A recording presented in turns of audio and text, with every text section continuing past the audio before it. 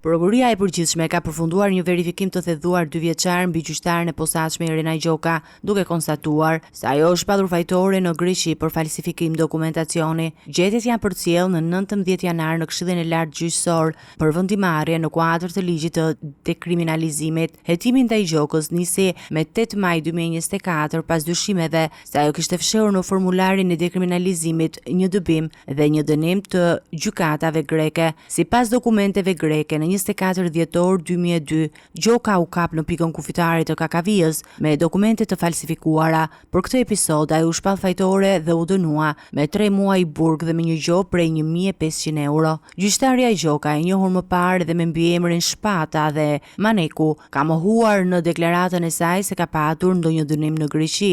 Ajo ka pasur në dorë çështje të bujshme në gjykatën e posaçme, duke përfshirë dosjen Gërdeci, Partizani dhe çështjen ndaj Ilir Metës, duke marrë vendime që kanë pasur ndikim të madh në skenën politike dhe ligjore të vendit. Verifikimi i prokurorisë për gjyqtarin Gjoka është një hap i rëndësishëm për të garantuar integritetin e gjyqtarëve të institucioneve të posaçme dhe për të ruajtur besimin publik tek sistemi i drejtësisë.